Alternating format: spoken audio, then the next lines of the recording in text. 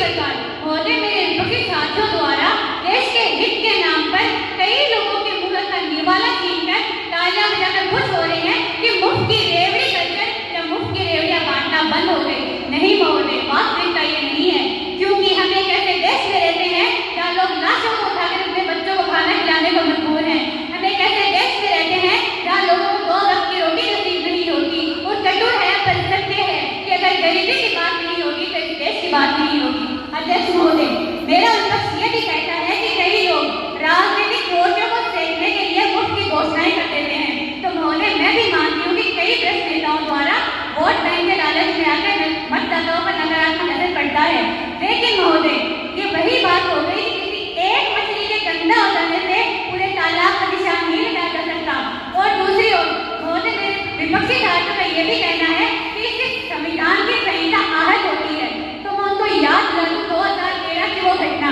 जिसमें सुब्रमण्यम बालाजी बनाम तमिलनाडु में सर्वोच्च न्यायालय ने स्पष्ट से ये कहा था कि चुनावी मुफ्त घोषणा या चुनावी मुफ्त वितरण किसी भी प्रकार की रिश्वतखोरी के अंतर्गत नहीं आता है। और यही नहीं, 26 जुलाई 2013 को चुनाव आयोग की ओर से भी यह सिद्ध किया गया था कि चुनावी मुफ्त घोषणा आदर्श आचार संहिता के अंतर्गत आती है। और महोदय, मेरा तो ये मानना है कि इसको मुफ्त ना ही क्यों दिया जा रहा है। अगर कई लोगों के टैक्स के पैसों से कई लोगों के जीवन का भला हो रहा है तो कहाँ इस पर प्रतिबंध लगाने की आवश्यकता पड़ गई। और महोदय, दूसरी ओर हमारा भारत देश जहाँ पर आर्थिक और सामाजिक असमानता आज भी कायम है, तो वहाँ पर इसकी आवश्यकता भी है, क्योंकि सार्वजनिक वितरण प्रणाली, रोजगार गारंटी योजनाएं जैसी योजनाएं हमारे भारत के कौशल विकास के लिए आवश्यक है, भारत के आधुनिकीकरण के लिए आवश्यक है, अंतिम पंक्ति में खड़े नागरिक को आगे लाने के लिए आवश्यक है, और आर्थिक, भौगोलिक और राजनीतिक रूप से पिछड़े हुए राज्यों को आगे लाने के लिए मुफ्त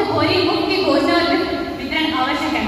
अजब संयोग है महोदय कि मैं शिक्षा के प्रांगण में खड़ी हूँ और मैं पूछती हूँ मेरे विपक्षी मित्रों से कि जिस परिवार में पीने को पानी नहीं है, खाने को दाना नहीं है, पढ़ने को पैसे नहीं है और रात को पढ़ाई के लिए उसके अंदर रोशनी नहीं है और इलाज कराने में सक्षम नहीं है, अगर उनको सरकार की सुविधाएं नहीं मिलेगी तो उनकी जो बड़ी शक्ति है, उनकी जिम्मेदारी क्या है, हमें विपक्ष लेना चाहेगा? नहीं महोदय। और मैं बड़े दावे के साथ ये कह सकती हूँ कि यहाँ पर मौजूद मेरे अधिकांश साथी ऐसे हैं जो सरकार द्वारा चलाई गई योजनाओं का लाभ उसे उठाते हैं। कोई मना नहीं करता कि हमें मुफ्त नहीं चाहिए। महोदय, माहौल तो ऐसा बनाया जा रहा है कि मुफ्तखोरी, मुफ्त वितरण और मुफ्त देना कोई गुनाह हो। लेकिन महोदय, वही लोग हैं जो पहले तो ये बोलते हैं और अगर बाद में कई लोग जो अपने घर से सड़कों पर आ जाएंगे तब यही लोग उनको हमदर्दी दिखाते हैं, सबसे पहले सरकार को गालियां देंगे कि सरकार ने इनके लिए कुछ नहीं किया, क्योंकि इनकी दौर सोच का बस इतना सा बताना है, इनकी दौर सोच का बस इतना सा बताना है कि पहले 10 की अभी चलानी है और ना बनाना है।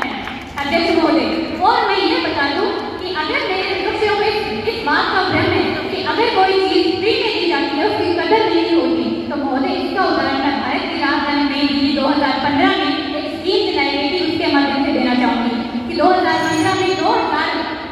2000 लीटर पानी उनको हर महीने फ्री दिया गया था, जिसके अंतर्गत महोदय लोगों ने किसी सीमा के दायरे में